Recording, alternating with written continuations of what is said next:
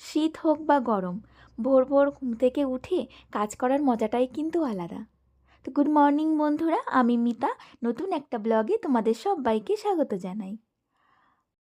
আজকে অনেকটা সকালে উঠে সকালে সমস্ত কাজকর্ম কিন্তু কমপ্লিট করে নিয়েছি, আর নিজেও কিন্তু ফ্রেশ হয়ে নিয়েছি। নিজে ফ্রেশ হয়ে বাসি নাইটিটাও কিন্তু ছেড়ে নিয়েছি। তারপরে দেখলাম ওই যে রোদ বাবাজি উঁকি মারছে। তো এখন শীতকালের দিনে রোদটা দেখলে যে কী আনন্দ হয়, মানে খাবার সামনে পেলেও এতটা আনন্দ হয় না, রোদটাকে দেখলে যেটুকু আনন্দ হয়। তো তারপরে এই যে কালকে যে ভেজা জামা কাপড়গুলো ছিল সেগুলো এই যে বাইরে নিয়ে এলাম, আর এখন টুকটুক করে এগুলো নেড়ে দেবো। আর এখন তো একদিনে জামা কাপড় শুকানোর কোনো কথাই হবে না, তো দুদিন তো লেগেই যায় আমার এই জামা কাপড়গুলো শুকাতে। কোনো জামা কাপড় তো 3 দিনও লেগে যায়। যদি একটু মোটা মোটা জামা কাপড় হয় তাহলে আবার 3 দিনও লেগে যায়। তো যাই হোক, জামা কাপড়গুলো মেলে দিয়ে এখন সকাল সকাল ভাবলাম একটু চা বসাবো। তো চা বসাতে এসে দেখলাম ইন্ডাকশনটা কিন্তু আজকে মুছতেই আমি সকালে ভুলে গেছি। রান্নাঘর পরিষ্কার করেছি কিন্তু আজকে ইন্ডাকশনটা মুছতে না ভুলে গেছি। তাই ভাবলাম চা বসানোর আগেই তাহলে এখানটাকে একটু পরিষ্কার করে তবেই চাটা বসাই। একটু পরিষ্কার পরিচ্ছন্ন করে কাজকর্ম করতে কিন্তু আমার ভালোই লাগে। এর আগের ব্লগে রুমাদি ভাই আমাকে কমেন্টস করেছে, মিতা বুনু তুমি কিন্তু খুব সুন্দর পরিষ্কার পরিচ্ছন্ন করে কাজকর্ম করো। হ্যাঁ গো দিদিভাই, চেষ্টা করি জানো তো সব সময় পরিষ্কার পরিচ্ছন্ন পরিপাটিভাবে কাজ করার, কিন্তু ওই যে কখনো কখনো তো পেরে উঠি না। তবে কি বলো তো, সব সময় একদম সব সময় যে কাজটা আমি করি আমি কিন্তু পরিষ্কার পরিচ্ছন্ন করেই করি। এতে করে কিন্তু মনটা অনেক ভালো থাকে। তুমি দেখবে পরিষ্কার পরিচ্ছন্ন জায়গায় থাকতে, ঘুমাতে, খেতে অনেকটা ভালো লাগে। তো সেই জন্যই আমি সব সময় চেষ্টা করি। আর আমার ঘর যদি মানে নোংরা হয় বা অগোছালো হয় তাহলে যেন আমার কেমন একটা পাগল পাগল লাগে জানো তো। মানে যতক্ষণ আমি না গোছাতে পারবো ততক্ষণ আমার কেমন একটা ভেতরে একটা মানে হয় যেন। হাজব্যান্ড মাঝে মাঝে বলে তুমি কেন শুধু শুধু এত কষ্ট করে ঘর বাড়ি গোছাও, থাকি তো আমরা 3জনই, কে দেখছে। তো তবু আমার ভালো লাগে না। নিজে থাকার জন্য কিন্তু আমার সুন্দর পরিপাটি করে গোছানো গাছানো ঘরটা প্রয়োজন, আমার খুব ভালো লাগে। আবার কোনো বাড়িতে গিয়েও যদি দেখি না যে সুন্দর করে ঘর গোছানো, সেই বাড়িটাও আমার খুব ভালো লাগে। তো যাই হোক, এবারে এই যে কটা মানে জামা কাপড় ছিল, জামা কাপড় বলতে ওই যে বেড কাভারটা তুলেছিলাম না 2 দিন আগে, সেটাই না আজকে কাচ্ছি। আজ কাচবো কাল কাচবো করে কাচাই হচ্ছে না। মানে বেড কাভার তুললে না আমার এই যে একটা সমস্যা, মানে কাচার সমস্যা হয়ে যায়। ইচ্ছা করে কাচতে, তবে ওই যে সময় করে উঠতে পারি না। ভাবে আজকে কাজের চাপে পারছি না, থাক কালকে কাচবো। এরকম করতে করতে না কয়েকদিন লেট হয়ে যায়। তো আজকে ভাবলাম এটাকে আর রাখা যাবে না, কদিন ধরে রেখে দিয়েছি, তো আজকে এটাকে ভেজাবই। আর একবার যদি ভিজিয়ে দেওয়া হয় তাহলে কিন্তু কাঁচা হয়েই যায় ওর মধ্য দিয়েও। তো সেই জন্য আগে সকাল সকালে এই যে এটাকে ভিজিয়ে দিলাম। আর মামামেরও কটা জামা কাপড় ছিল সেটাও কিন্তু ভিজিয়ে দিয়েছি একসাথেই। আমাদের মতো মধ্যবিত্ত বাড়ির বউদের কিন্তু অনেকটা বুদ্ধি করে সংসার চালাতে হয়। মানে ব্যয় কিন্তু আমাদের অনেক বুদ্ধি করে করতে হয়। যেহেতু আমাদের আয় অনেকই সামান্য, সেহেতু কিন্তু অনেকটা সেভ করে আমাদের ব্যয় করতে হয়। তো যাদের ধরো অনেক টাকা পয়সা আছে, বড়লোক বাড়ির বউ, তাদের তো কোনো ব্যাপার নয়। তাদের 2 টাকা এক জায়গায় বেশি খরচ হয়ে গেলেও তাদের কোনো যায় আসে না। তবে আমাদের কিন্তু 2 টাকা কোনো কারণে এক জায়গায় বেশি খরচ হয়ে গেলে আমাদের কিন্তু গায়ে বাঁধে। জানি না তোমাদের কেমন লাগে, আমার কিন্তু ভীষণই খারাপ লাগে।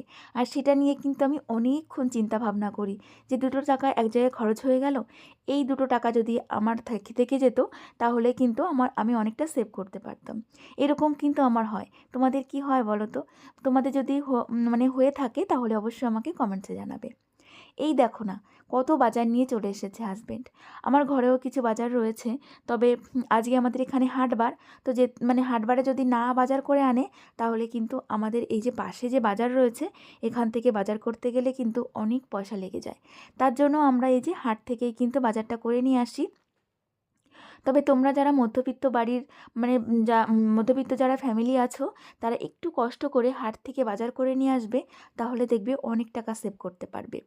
এই যে বাজারটা দেখছো করে নিয়ে এসেছে, আর আমার ফ্রিজে যেটুকু বাজার আছে এটা দিয়ে কিন্তু 15-16 দিন আমার ভালোভাবে চলে যাবে। আর এই যে দেখো সমস্ত বাজারগুলো আমি এখানে রেখেছি। আর শীতের বাজার মানে অনেক বাজার। গরমের সময় একটু অসুবিধা হয়, মানে একটু কম সবজি পাওয়া যায়, তবে যে শীতের সময় দেখো মানে অল্প টাকায় কিন্তু অনেক সবজি নিয়ে এসেছে। তো এইভাবেই কিন্তু আমি মানে অনেকটা টাকা সেভ করি, জানো তো। কেন কি এই যে আমাদের বাড়ির পাশে যে বাজার আছে, এখান থেকে বাজার করলে তো ডবল পয়সা লাগতো, তবে হাট থেকে একটু কষ্ট করে নিয়ে এসেছে বলে অনেকটা টাকা কিন্তু সেভ হয়ে গেছে। আর যে টাকাটা সেভ হয়েছে সেই টাকাটা দিয়ে কিন্তু মাম্মামের ফল খাবার এগুলো কিন্তু হয়েই যায়। তো একসঙ্গেই কিন্তু মাম্মামের খাবারও নিয়ে আসে, আপেল, কমলা লেবু এইগুলো আর কি। কালকে সবজিগুলো নিয়ে এসেছিল, তবে রাতের বেলা আমি সময় পাইনি, সেজন্য সকালবেলা কিন্তু সমস্ত সবজিগুলো গুছিয়ে ফ্রিজে রেখে দিলাম। আর এই যে শাকও নিয়ে এসেছিল 2 বাটি, তো একাটি না আমি এখন ভাজা করে নিচ্ছি। সকালবেলা ভাবলাম একটু শাক ভাজা করে নিই। আর এই যে মাম্মাম ওঠেনি বলে আমি এখন তাড়াহুড়া করে শাকটা কেটে নিচ্ছিলাম, কেন কি না মাম্মাম উঠে গেলে আমাকে শাক কাটতেই দিত না। তবে এই যে শাক কাটতে কাটতে আমি আওয়াজ পাচ্ছি মাম্মাম কিন্তু ঘর থেকে আমাকে ডাকছে। তো আমি বলছি কি তুমি চলে এসো। তো ও কিন্তু রোজে কি করে ঘুম থেকে উঠেই কিন্তু আমার কাছে চলে আসে, তবে আজকে ঘরের থেকেই ডাকাডাকি শুরু করেছে, আমাকে গিয়ে ওকে আনতে হবে। তো এরপর তাড়াতাড়ি করে শাকটা কেটে কোনো মতে তারপরে মাম্মামকে গিয়ে তুললাম। আর এরপরে শাকটা কড়াইতে বসিয়ে দিয়েই কিন্তু মাম্মামকে ফ্রেশ করে দিয়েছিলাম, ওকে ব্রাশ করিয়ে দিয়েছি, সোয়েটার পরিয়ে দিয়েছি, জল খাইয়েছি, মানে সকালে একটু গরম জল খাওয়াই, তবে কিন্তু ও খেতেই চায় না, ওই যে এক ঢোক মতন খেতে চায়। তোমাদের যারা ছোটো বাচ্চা আছে তারা কেমন জল খায় আমাকে একটু জানিও তো। মাম্মাম ওই যে ঘুম থেকে উঠে আমি কিন্তু রোজই ওকে জল খাওয়াই, তবে এক ঢোকের বেশি আর খাবেই না, খুব দুষ্টুমি করে। তো যাই হোক দেখো, এদিকে মাম্মামের সমস্ত কাজকর্ম করতে করতে এদিকে কিন্তু আমার মানে শাকটা হয়ে গেছে। তো দেখেছো তো কত বুদ্ধি করে কাজ করি। এদিকে যদি শাকটা আমি বসিয়ে না দিতাম তাহলে কিন্তু শাকটা আমার হতো না। আর এদিকে মামামকে রেডি করাতে করাতে আমার শাকটাও কিন্তু ভাজা হয়ে গেল। তারপরে যে মামামকে একটু বিস্কিট দিয়ে এসেছি, ও বসে বসে খাচ্ছে। আর এখনও কিন্তু আমি বিছনাটাও গুছিয়ে নেব। পারমিতা দি ভাই কমেন্টস করেছে, বলেছে কি মাম্মামকে স্নান করানোর আগে ভালো করে তেল মালিশ করবে, এতে করে কিন্তু মাম্মামের ঠান্ডাটা কম লাগবে। হ্যাঁ দি ভাই, আমি কিন্তু মাম্মামকে রোজই স্নান করার আগে তেল দিয়ে দিই গায়ে, তবে গরমের দিনে দিতাম না, এই যে শীত পড়াতে মাম্মামকে রোজই আমি স্নান করানোর আগে তেল মাখাই। তবে কি বলতো, অন্য অন্য বাচ্চাদের তুলনায় মামামের কিন্তু অনেকটাই কম ঠান্ডা লাগে, ঠাকুরের আশীর্বাদে কমই লাগে আর কি। তবে এত ঠান্ডা পড়েছে, এতে করে বাচ্চাদের একটু তো শরীর মানে এদিক ওদিক হবেই বলো, যতই আমি যত্ন করি না কেন, একটু কিন্তু এদিক ওদিক হবেই। আমরা বড়দেরই কত ঠান্ডা লেগে যাচ্ছে, আর তো ছোট, তো সেই কারণেই। আর দিভাই তুমি জানতে চেয়েছো যে মাম্মামকে আমি চবনবিরাস খাওয়াই কিনা।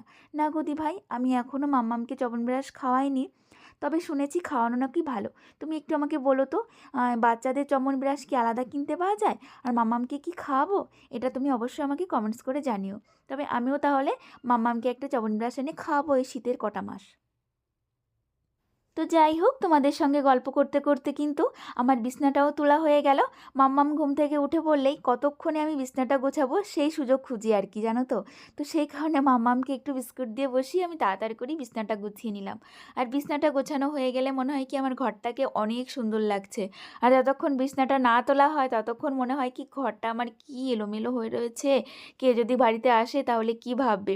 সেই কারণে মাম্মাম ঘুম থেকে ওঠার সাথে সাথেই কিন্তু আমি আমার বিছনাটা সুন্দর করে গুছিয়ে পরিপাটি করে রেখে তারপরে অন্য কাজ বাজে যাই। এরপরে কিন্তু অনেকটা টাইম কেটে গিয়েছে, সকালবেলা কিন্তু আমরা খেয়ে নিয়েছিলাম, তারপরে কিন্তু স্নান করিয়ে মামামকেও খাইয়ে দিয়েছি। আর এরপরে চলে এসেছি এই যে সকালে যে বেড কাভারটা ভিজিয়ে রেখেছিলাম সেটাকে কেচে দিতে, কেন কি আমিও কিন্তু এখন স্নানটা সেরে ফেলবো। তবে কি বলো তো, মাম্মামকে কিন্তু সকালে ভাত খাওয়াই না, ওকে সকালবেলা তো সেরিগ্রো খাওয়াই, সেই জন্য স্নান করিয়ে তারপরে একবারে ভাত খাইয়ে দিয়েছি। তবে মাম্মাম কিন্তু আজকে ঘুমায়নি, ওকে এখন ওই ফোনটা দিয়েছি, ও একটু ফোন দেখছে। আর এরপর আমি স্নান টান সেরে তারপরে পুজো দিয়ে মাম্মামকে ঘুম পাড়িয়ে দিয়ে তারপরে কিন্তু আমি রান্না করব। দেবযানী বলেছ 24 ঘন্টায় যদি দিন হতো তাহলে তো সারাদিনই শুধু কাজই করে যেতে, রাতটুকু না রেস্টের জন্য দিয়েছে।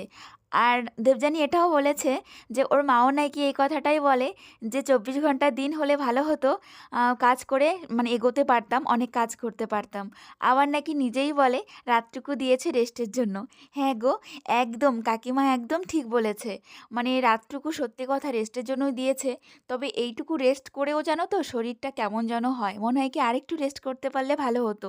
মানে কি বলবো, মানে এখন মনে হয় 24 ঘন্টায় দিন হলেও ভালো হতো, আবার 24 ঘন্টা রাতও ভালো হতো, রাত হলেও ভালো হতো। তাহলে কাজও সারাদিন অনেক টাইম ধরে করতে পারতাম, আবার রেস্টটাও অনেক টাইম ধরে নিতে পারতাম। মানে ওইটুকু রাতে না রেস্টে হয় না, আবার এদিকে দিনে ওইটুকু সময়ে কাজ করেও পারা যায় না। তবে দেবযানী তোমার কাছে কিন্তু একটা কথা আমি জিজ্ঞাসা করেছিলাম, সেটা হয়তো তুমি খেয়াল করোনি। আমি তোমাকে বলেছিলাম যে মানে তুমি কি আমার ছোট হবে না বড় হবে নাকি আমারই এজের হবে? মানে তুমি আমার বন্ধু হবে না বোন হবে না দিদি হবে? এটা যদি তুমি আমাকে একটু জানাও তাহলে ভালো হয়। কেন কি আমি তো তোমাকে দেখতে পাচ্ছি না, সেই জন্যই জিজ্ঞাসা করলাম। তো প্লিজ তুমি আমাকে জানিও, তাহলে সেই সম্পর্কে আমি তোমার সঙ্গে সম্পর্ক করব। মানে তুমি যদি আমার বড় হও তাহলে দিদিভাই হবে, তুমি আমার ছোট হলে বোনু হবে, আর যদি আমারই সমান এজের হও তাহলে তুমি আমার বন্ধু হবে। ঠিক আছে? আর এই দেখো স্নান করে পুজোও দিয়ে দিয়েছি, আর এখন কিন্তু রান্না করতে চলে এসেছি। বরমাসাই সকালেই মাছটা এনেছিল, সেটা কিন্তু কেটে কুটে বরমাসাই দিয়েছিল ধুয়ে। এই যে এখন আমি রান্নাটা করে নিচ্ছি। মানে আমার এত কাজের চাপ না, সত্যি মাঝে মাঝে বরমাসাই আমাকে অনেকটা হেল্প করে দেয়, না হলে পেরে উঠি না। এই যে মাম্মামকে খাওয়াতেই না আমার অনেক টাইম লেগে যায়, সেই জন্য না মানে অনেক কাজ আমি করে উঠতে পারি না। মাম্মাম যদি আবার একটু তাড়াতাড়ি খেয়ে নিত তাহলে সেই টাইমে কিন্তু আমি অন্য কাজ বাজ করে নিতে পারতাম। তবে মাম্মামকে খাওয়াতে প্রায় আমার 1 থেকে 1.5 ঘন্টা লেগে যায়। ও খুব লেট করে খায়, আর খুবই খাওয়ার সময় বিরক্ত করে তো, সেই জন্য খাওয়াতে আমার অনেকটা টাইম লেগে যায়। তার জন্য জানো তো কাজ করে আমি অনেকটা পিছিয়ে পড়ি। ইমা আমাকে জিজ্ঞাসা করেছে, মানে তোমার মাম্মাম কি নর্মাল ডেলিভারি নাকি সি সেকশন হয়েছিল? জানিও প্লিজ। না গো, আমার নর্মাল ডেলিভারি হয়েছিল ঠাকুরের আশীর্বাদে। তবে আমরা চেয়েছিলাম যে আমাদের নর্মাল ডেলিভারি হোক, তো ভগবান আমাদের মানে সেই কথাটা শুনেছে। কেন কি আমার একার সংসার, সি সেকশন হলে কিন্তু শরীরে অনেকটা অসুবিধা হয়, যারা হয়েছে তারা বলে আর কি। তো সেই জন্য আমাদের ইচ্ছা ছিল যে আমাদের নর্মাল ডেলিভারি হোক। কেন কি সেরকম করে আমার যত্ন নেওয়ার তো এ বাড়িতে নেই, আর হাজব্যান্ড কত করবে বলো, সংসারও তো দেখতে হবে। আর আমার মাই বা কতদিন এসে আমার বাড়িতে থাকবে। তো সেই জন্য যাই হোক আমার নর্মাল ডেলিভারি হয়েছে। কথায় কথায় আজকে কি রান্না করলাম সেটাই কিন্তু তোমাদের বলা হয়নি। এই দেখো রান্না করেছি আজকে লাউ দিয়ে, আর হচ্ছে রুইয়ের পোনা দিয়ে একটা মাছের তরকারি রান্না করলাম। আর ওইদিকে তো দেখলেই, ওইদিকে করেছি হচ্ছে সব রকম পাঁচমিশালি সবজি দিয়ে একটা ভাজা করেছি। ওই ভাজাটা খেতে খুব ভালো লাগে আমার। আর মাম্মামও দেখছি ওই ভাজাটা দিয়ে বেশ ভাত খাচ্ছে। ওই কারণে ভাবছি প্রতিদিনই একটা ভাজা এরকম রাখবো মাম্মামিকে খাওয়ানোর জন্য। তবে ডাল আলু ভাজা এখন একটু মানে ব্রেক করেছে, মানে ওটা একটু ভাল লাগছে না, তবে এই ভাজাটা এখন মামামের আবার ভালো লাগছে। তো সেই জন্য ভাবছি এটা কয়েকদিন খাওয়াবো। আর এই যে আমার রান্না কিন্তু রেডি। আর লাস্টে যে রান্নাটা দেখলে ওটা কিন্তু বরমাশাই করেছে। আমি আবার দুটো রান্না করে মাম্মামকে ঘুম পাড়াতে গেছিলাম, রান্নার আগে মাম্মাম ঘুমালো না সেই জন্যই। তো ওটা কিন্তু কি বলো তো, ওটা হচ্ছে লাইয়ের যে খোসাটা হয় না, ওই খোসা আলু এটা দিয়ে একটা ঝোলঝোল মতন শুকনো শুকনো তরকারি রান্না হয়েছে। খুব দারুণ খেতে হয়েছিল। তবে এটা কিন্তু আমি মানে প্রথমেই খেলাম। তো বড়মশাইয়ের আইডিয়া, বললো এরকম করে রান্না করো হয়তো ভালো লাগবে। তো তারপরে নিজেই করে নিয়েছি, লাস্টে আমি গিয়ে একটু নাড়ানাড়ি করলাম মামামকে ঘুম পাড়িয়ে। তবে খেতে সত্যিই ভালো হয়েছিল। আর এই যে দেখো আমার কিন্তু খাবার দাবার সব রেডি।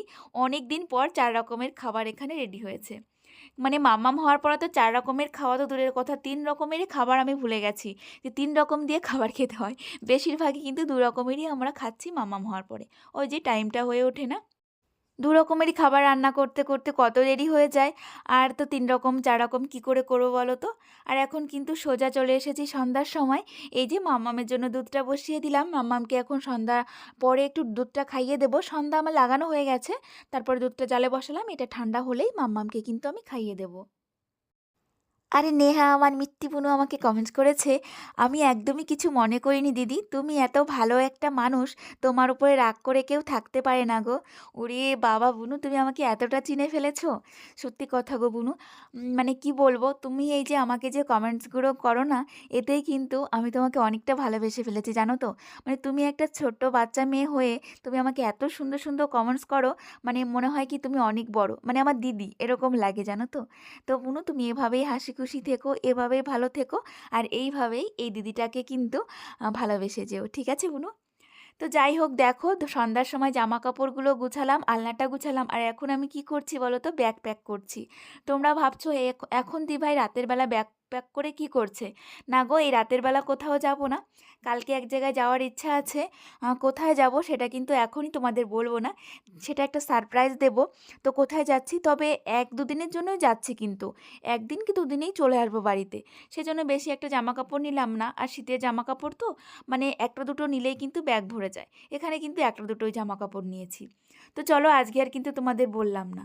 তবে ব্লগটা কিন্তু আমি এখানেই শেষ করতে চেয়েছিলাম, কিন্তু এইটুকু তোমাদের না দেখালেই হচ্ছিল না। চলো একটু দেখে নাও তো। এই কি করছিস রে? আমি খাচ্ছি। এগুলো কোথায় পেয়েছিস তুই? আমি আলমারি থেকে পেয়েছি। আলমারির থেকে পেয়েছিস? এগুলো মুখে মাখলে তোর মুখ নষ্ট হয়ে যাবে না? দেখি একটু দেখা কিরকম সেজেছিস। এই দেখো। এরকম ভাবে সেজেছিস হ্যাঁ। তো তোর মুখ খারাপ হয়ে যাবে না? না, না, হুম? না। এরকম ভাবে কেউ সাজে? তুই কি বিয়ে বাড়ি যাবি যে এরকম ভাবে সাজছিস? হ্যাঁ, আমি তো বিয়ে বাড়ি যাবো। কার বিয়ে বাড়ি যাবি তুই? ওই বিয়ে বাড়ি, কোন বিয়ে বাড়ি? ওই বিয়ে বাড়ি। তো চলো, আজকে মাম্মামের দুষ্টুমি দিয়ে ব্লগটা শেষ করলাম। তোমরা সবাই ভালো থেকো, তোমাদের সবাইকে টাটা, গুড নাইট।